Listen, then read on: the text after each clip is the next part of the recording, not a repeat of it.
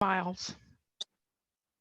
It's a lot of miles, especially at South Mountains, which is very deceptive because it's, well, first, most people don't know that it even exists, but and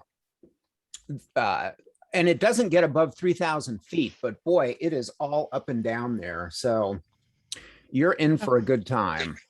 I did 8 miles there one time. Started on the high shoals and went up towards headquarters, past headquarters up to Shinny, and came down Shinny back to headquarters, back to the cars. And that was, boy, that was a hike, let me tell you. 8 miles. I think it was the first time I ever did 8 miles. Oh man, for your first 8-miler. So it was in December, a couple years ago. It was the day after Christmas. Tito led one of those hikes, and it was a really good hike. It was a good hike. If you can get past all the elevation in the beginning, once you get to Shinny, it's all the way down back to the cars. So it was the first half that was, if you can get through the incline, then you're doing good. Yeah, once you get up to the ridge, it's really nice. But boy, yeah, any way you get up there, they're gonna be challenging sections. Yeah. So, well, good. Well, we're gonna go ahead and get started here. So the last time we met, which was the first time we met, we looked at how to identify trails that probably weren't going to get as much traffic as other trails. And, in part that's by not going to the main trailheads, by not starting from a visitor center, basically by trying to find the trailheads that are a little harder to identify. And that's what we're going to focus on today. We're going to look at 10 specific trails where that happens to be the case. The timing is real good too, because as we were just discussing, it's supposed to be a gorgeous weekend. I know in the Piedmont, we're looking at temperatures probably in the mid 70s. It's going to be in the mid 50s first thing in the morning. It's supposed to be sunny. So while it's great weather for hiking, it is great weather for hiking for a lot of people. So hopefully from today's talk, we'll be able to get some recommendations on specific trails where you can go, where you're not going to run into 1,000 people. So just to confirm here, can everybody see the screen, the Lunch with GetHiking screen? Yes. Okay, great. All right. So fall, busiest time on the trails, at least here in the Southeast. And our mission here is to try to avoid, again, the places that are the most crowded. So we're going to look at 10 trails. We're going to start with one of the more crowded areas, which is Crowder's Mountain State Park down in Charlotte, where I know a number of you are joining us from. Crowder's Mountain years ago, well, maybe 5 years ago, they got to the point where they had to start running a shuttle service, I think from Gastonia on the weekends. They have added some parking down there, but still on their website, they advise you not to come between 10 and 3 on a weekend that's got decent weather. And really, if you can, they want you to come during the week. The two main access points are just get really crowded, but there's a third access point, the Boulders access, which is down by the South Carolina border. And that gives you access to the Ridgeline Trail, which is a 7-mile trail. You can pick it up and you can hike it north to the main part of Crowder's Mountain, which is about 5.5 miles.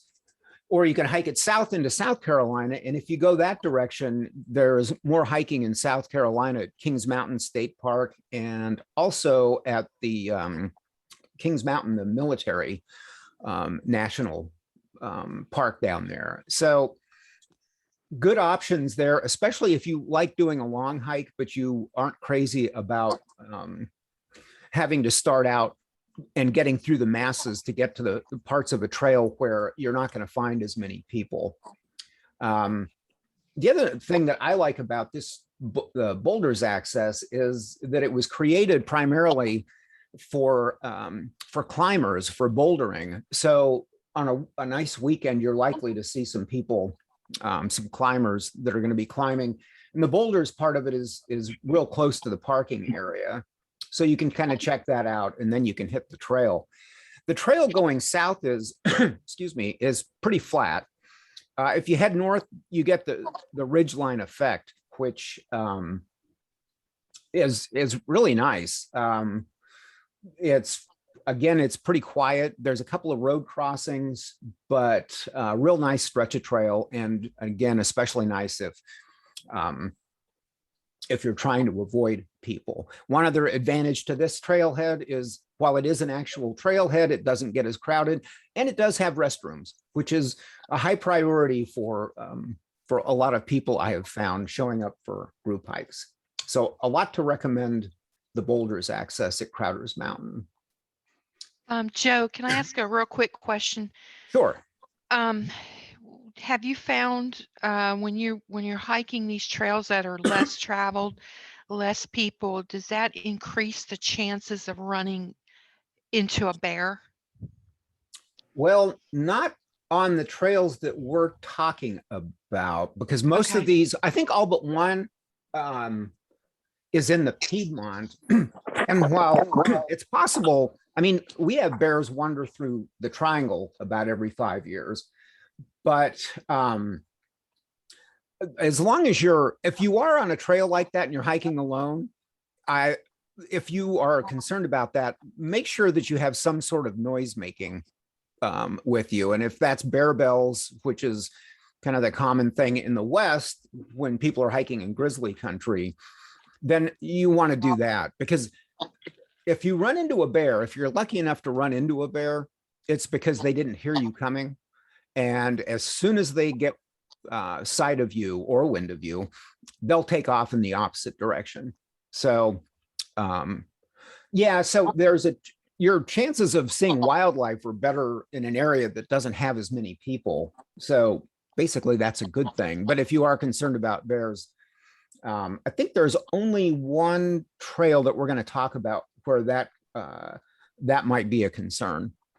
But yeah, try to make a little bit of noise if you're alone and you're on a trail that's not going to be inhabited by many other hikers. Okay. Okay.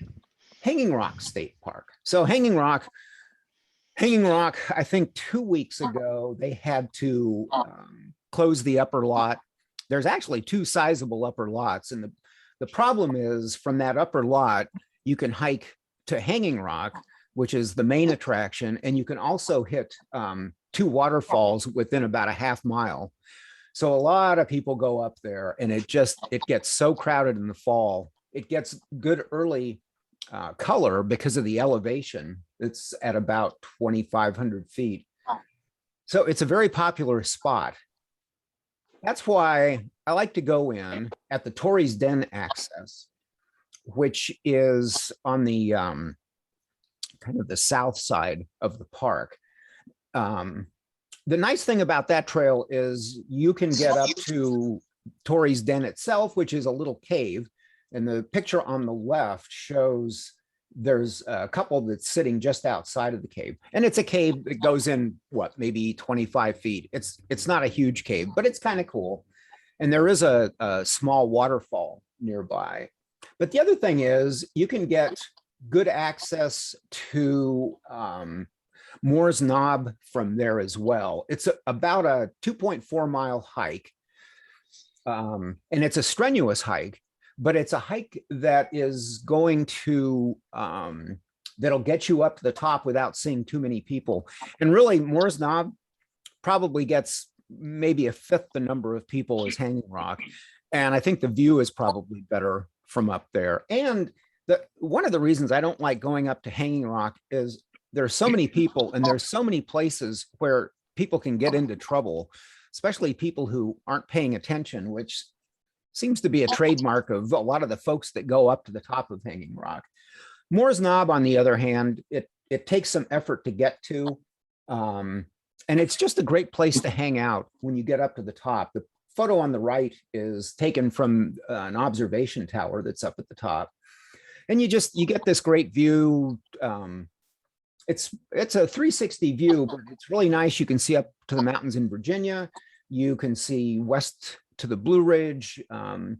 You can see Winston-Salem when it's clear. So good access there. There's another trailhead at Hanging Rock that I'll just touch briefly on that doesn't have an actual trail. It doesn't have a designated trail. It starts at the far eastern end of the Saratown Range, and it's about a 4-mile hike from there to Hanging Rock. But you go over what are called the Three Sisters, which are 3 peaks. It's a great hike in the winter because there's a little bit of a trail, and it's not overgrown in the winter, but it's awesome. We lead a hike there. We have a winter hike series called Winter Wild, and we do a lot of off trail, and that's one of the hikes that we do.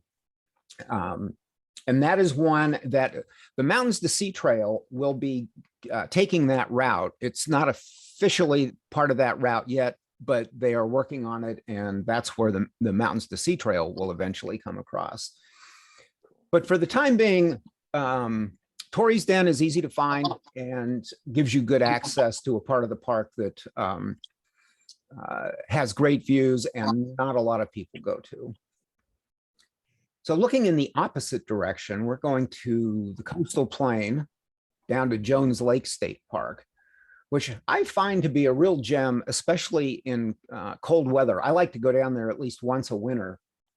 This park is southeast of Fayetteville. And there's the main trail there is the Bay Trail, which is 4 miles long, and it goes around Jones Lake, which is a Carolina Bay, a pretty good sized Carolina Bay. Carolina Bays are these, there were like 500,000 of these Carolina Bays, and nobody's quite sure how they formed. I think the most common assumption is that they were formed by a meteor shower years ago that just kind of popped the East Coast with all these depressions. Nearly all of them have since filled in, but you will find some, especially in this area, where they still collect water. They're either spring or rain fed, and they're generally not very deep. I don't think they get more than 10 feet deep. This particular trail is pretty cool though, because if you hike it clockwise from the beach, you go through a pine savanna for the first half of the hike, and then on the second half, it just magically changes and you're in a coastal bay forest. So it's like getting 2 hikes for one. And if you like doing long hikes and 4 miles doesn't seem like enough when you get down there, it's right across the road from Turnbull Creek State Educational Forest. And there's a lot of hiking over there as well. Technically, I think it's closed on Sunday, but you can still get in and you can hike there. And there's, I would guess, probably another 10 to 12 miles of trail over there. The other advantage to this area, the trails are really flat. So if you're looking for to up your mileage and you're not looking to do that on hilly terrain, then this is a great place to go. And I would say probably from about mid-October until early March is the prime time to hike here. It's cool, and the bugs and the slithery things are at bay. So a good option. I don't know that I've ever seen anybody on the Bay Trail other than myself. You'll see people, there's a beach and you'll see people there, but generally not on that trail. Medoc Mountain. This is another gem. It's a state park and it's up. So it's kind of up near the Virginia line, not too far off of I-95. And the great thing about it is it isn't close to anything. It's not on the way to anything. So very few people go there. But it's a wonderful park. It's got about 10 miles of hiking trail, and then it's got an additional 20 miles or so of multi-use. The hiking here, this is at the very edge. It's kind of where the Piedmont and the coastal plain meet. It's on the fall line. And there's more elevation there than you would think. It's called Medoc Mountain State Park. Medoc Mountain is 300 feet, but it's got a pretty good climb to get to the top. And when you get to the top, there's this tree, the tree on the left. It's a huge oak that it's got some signs around it. There's a bench. It's especially nice once the leaves are down because you can get some views from up there. But it's just that you can get some long hikes in there. You can also, there are trails that are, I think, less than 2 miles. So it's a good opportunity to either hike long, hike short. On a cold winter day with the sun out, it's the perfect place to go. And again, you won't see anyone here. And it also has remnants of the first winery that was established in the New World. So if you know where to look, and I think the park map, tells you, and if not, you could just check at the visitor center. And it's pretty easy to get to. But again, if you live in the Triangle area, it's about an hour and a half drive. And it's a really nice drive. It's out countryside. It's the drive itself is fairly nice. So the Mountains to Sea Trail, actually just about the entire Mountains to Sea Trail is fair game when it comes to not running into a lot of people, even though the trail itself has become really well known, I'd say in the last 10 years. It has so many access points, and even in the Triangle where it runs for about 120 miles, about half of that along Falls Lake, you can still find stretches that if you go out on a fall day, you may run into a few people, but it's not going to be crowded at all. One of the reasons is because most of the access points it's either roadside parking, or there are small trailheads that you kind of have to know are there. One of the reasons I like this particular section, which is Day Hike Section H at the Shinleaf Recreation Area, is because it does have an address, and it does have, it's got restrooms at the trailhead. And yet, most of the people who go there, there's a camping area, and they go there to camp. You see a few people on the trail, not very many. It's a classic stretch of trail along Falls Lake because it ducks in and out of coves. It spends a little bit of time along the lake. It spends a little bit of time away from the lake where you don't even know there's a lake there. It's got some good up and down, and it's got some good relief. It's got some good flat spots. So if you're looking for a longer hike, the trail is 3 miles. If you start at Shinleaf, you go to NC 98 and turn around. But it's a real nice hike. It's a nice workout. And again, there's a restroom at the trailhead. So we have reached the point where we're going to do a short gear talk. And this week, our friends at Great Outdoor Provision Company are going to tell us about hiking socks. So this is about 4 minutes or so. And this is Johanna Breed, who works in their Chapel Hill store. So quick sock talk, and then we'll be back. Hello, my name is Johanna with the Great Outdoor Provision Company. I've been with the company for over a decade, and I've been a lifelong backpacker and hiker, so I'm more than happy to talk about the stuff. It makes me excited myself to get out and go hiking. So that's the review I can about socks without getting into it too technically.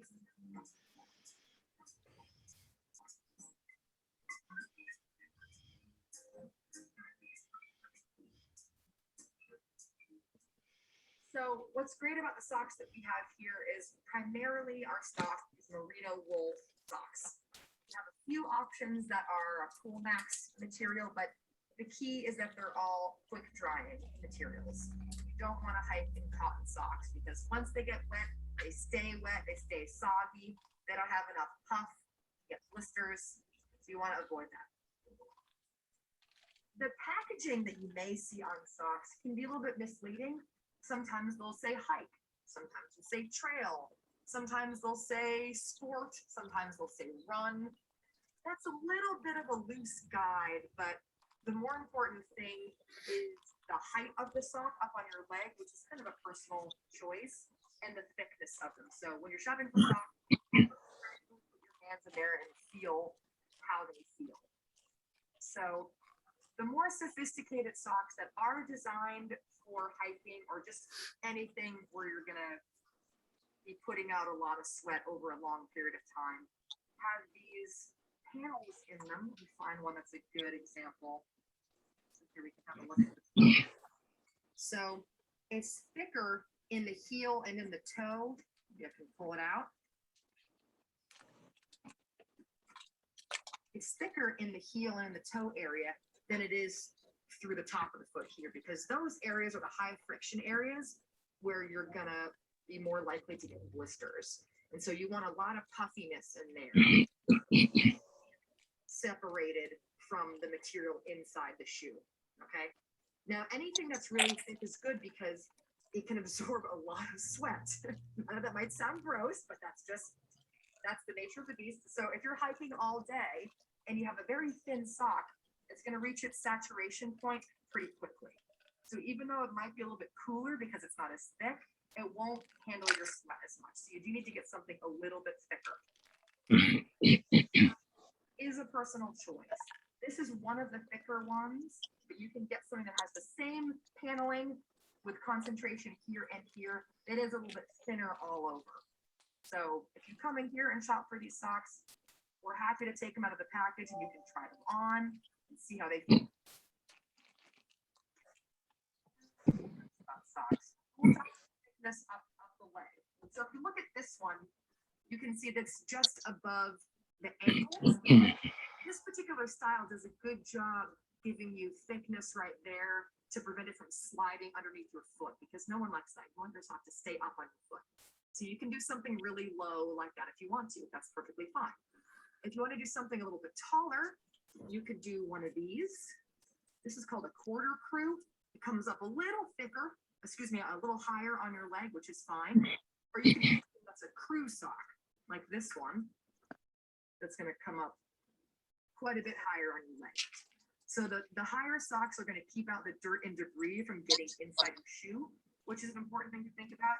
And you've also got that extra just warmth and protection up there if it is cold outside. So that's a good overview of socks. You're welcome to come in the store anytime, and we're happy to answer any questions for you.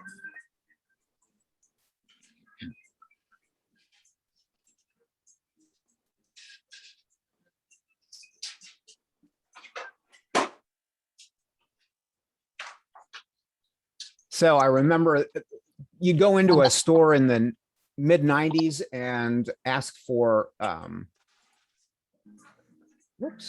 you'd ask for hiking socks. And there was one sock that you could get. It was a heavy wool sock. And that was it. Hold on just a sec. And I will try to move on. Here we go. So all kinds of sock options. And as you all know, since you're avid hikers, having the right sock for the right occasion is a big thing. So got another trail on the Mountains to Sea, or another hike on the Mountains to Sea trail at Falls Lake. This is a really more remote trailhead. It's off Red Mill Road. We do a lot of hikes there. You can go in two directions. If you head west, which is the hike, day hike section T, the stretch between here and Penny's Bend is a little over 4 miles. We do a stretch that's about 3. We go out to a bluff that, as the leaves start to disappear, it's pretty great because you can get a nice view of the Eno River down below. And you can also get, you can also see fairly far to the north into Person County. So there's a good view there. There's a nice stretch through a bottomland forest that's a little bit unusual, and there's not as much undergrowth here, so your sight lines are really good, and it's a good place to see wildlife. So it's a real nice little stretch of trail. Do be aware though that the trailhead parking, there's an actual parking lot that's on the west side of Red Mill Road that you might be able to squeeze 3 cars into. The main parking is on the right side of the road, and it's along an access road to a fishing area. So it's a little more remote, a little scruffier, but again, I think that's why not as many people go there. Pilot Mountain. Pilot Mountain is has gotten to the point now where they will close the parking lot at the top, which is where most people go. Once the lot gets full, they close it. They used to have a line and they would let a car in as one left, but they're not doing that anymore. You can park at the new visitor center, which is at the base, and you can take a shuttle up, but there's a fee for the shuttle. It's not very expensive. I think it's like $5 a person. And again, they advise you just to stay away from the top on the weekends. But there are several good access points that are, I think Pilot Mountain's got 5 total access points. The newest and probably my favorite is Pilot Creek, which is on the north flank of the mountain. And the Pilot Creek Trail goes in, it's about 3 1/3 miles, and it takes you to a campground that will link you up with the mountain trail, which goes around the base. And then you can also get to the Grindstone Trail if you want to hike up to the top. But if you're just in for a kind of a nice little workout in a scenic area, this particular trail, it's pretty rocky along the base of Pilot Mountain. So it's very scenic that way.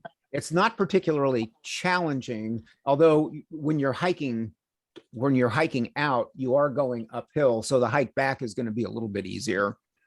But again, this is it's a pretty nice area for escaping crowds. I've taken a couple of groups there, and we've seen maybe 1 or 2 people along the way. And the turnaround's at a picnic area, so it makes a nice destination. You can hike out there, have lunch, and then hike back. So we are throughout the state, we're blessed with a lot of smaller natural areas and nature preserves, one of which is 7 Mile Creek, which is in Orange County. It's actually owned by the county.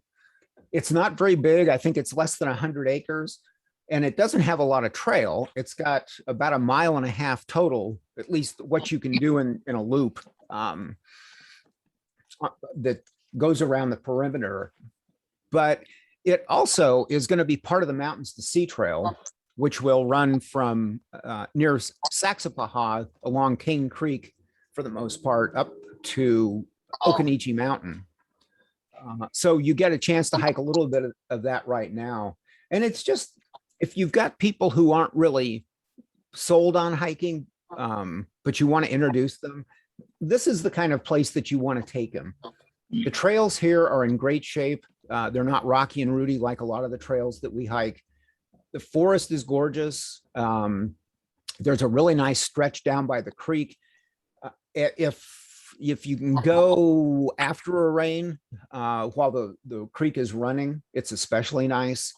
There is a restroom at the trailhead, and it's a real nice introduction. One of the reasons that you don't see many people here is, even though it's got a parking area. Calvin, I was just working and I didn't see the pop-up, but this is a smaller group than I was expecting.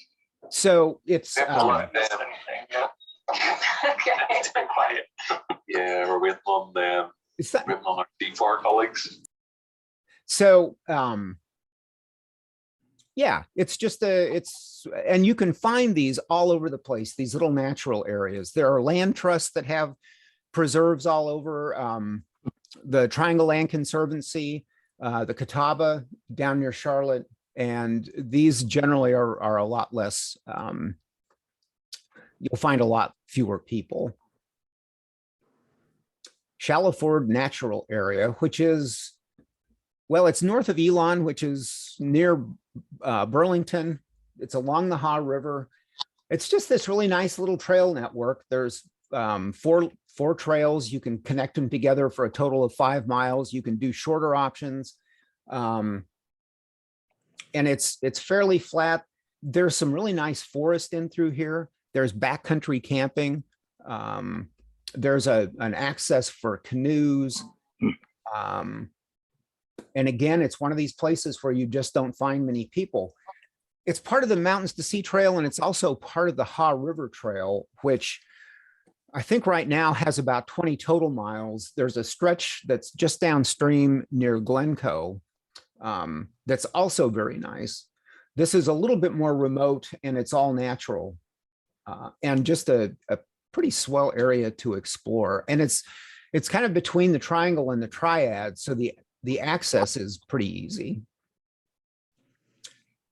And our last area is our lone entry in the mountains. And I've included it because the access here is pretty quick.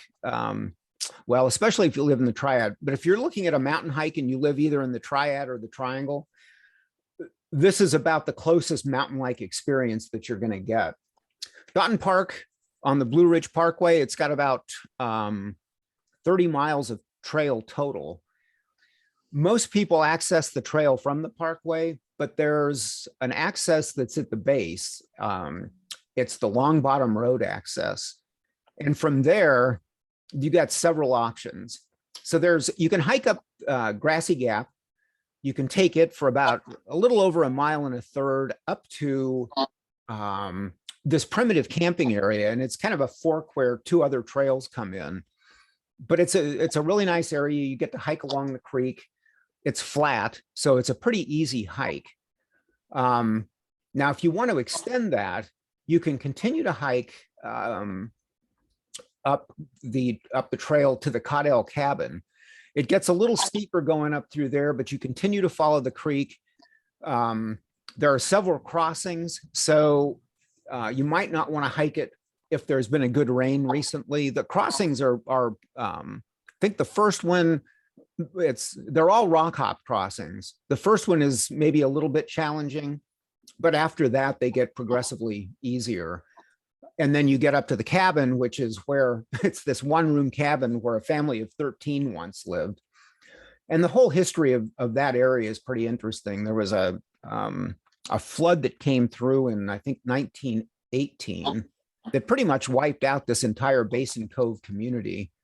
And you'll see like a little remnants of it. You'll see like an old chimney here, and you'll see some foundation walls there. And so it's a great little hike.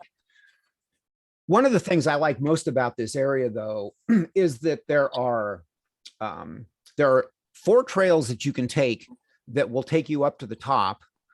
And then there's the Bluff Mountain Trail, which goes for about 7 miles along the top. And the Bluff Mountain Trail is the one that's shown in this picture. It's mostly through open meadows. You get some awesome views up here. It's really pretty hiking. And you can do different configurations with the trail that comes up from the bottom with the Bluff Mountain Trail. And you can get anywhere from, I think the shortest route that you can do is the 12.6 mile trail that includes the Cedar Ridge, Bluff Mountain, and Bluff Ridge Primitive Trail. That Bluff Ridge Primitive Trail pretty much goes straight down the mountain. So it's a little bit challenging to get down. It's the shortest way down, but it's you want to be careful, and you definitely want to have hiking poles. And the longest option is almost 17 miles. And that is, you head up Cedar Ridge Trail, you go almost the entire length of the Bluff Mountain Trail, and then you come back down the Flat Rock Ridge Trail. And one of the nice things about that return is, I would say the last 4.5 miles of it is just a nice steady downhill. So even if you're kind of exhausted from the climb up, and you gain probably 75% of your elevation on this trip on the hike on the Cedar Rock Ridge Trail. But it creates a really nice loop.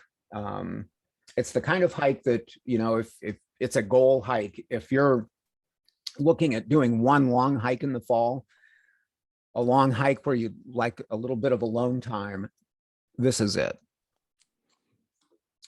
So those are our 10 hikes, and you can you'll find more information there. I did a blog post a couple, well, I guess it was last September, that's got more information on each of these hikes. And it's also got links to where you can find directions and maps and the specific information you need to do the hike. And if you go to getgoingnc.com and then search for Avoid Falls Crowded Hikes, you'll get it.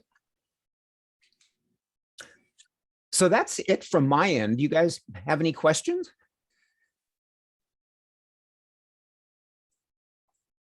And even if you don't have, yeah, go ahead. So do you, are you planning to book some of these hikes on Meetup this coming fall? I hope to. We have several that'll be going out of the Charlotte area. Okay. And yeah, so we'll do probably 2 or 3 of these, or hikes similar to them out of the Triangle and Triad area. Okay. So just keep an eye on the Meetup site, and we'll get those posted. Now that the Pilot Mountain Pinnacle Pilot Creek Trail, would you park your car at the brand new visitor center at Pilot Mountain, or is there another place to park to get on that trail? Yeah, there's a separate access, the Pilot Creek access, and the address and directions are identified on the state park website. Okay. So it's probably about 3 miles from the visitor center. So you don't have to mess with that at all. In fact, it's a completely different exit off of US 52. Now, is this the road where you have to have a car that sits higher up because you have to go drive through a creek? No. I think it's paved the whole way, as I recall. Yeah, I don't think there are any on here where you're doing a lot of gravel road driving, which is always a concern with people. Yeah. Yeah, even the Dotton Park, I think it's paved the entire way there, and there's a pretty good sized parking area for that hike.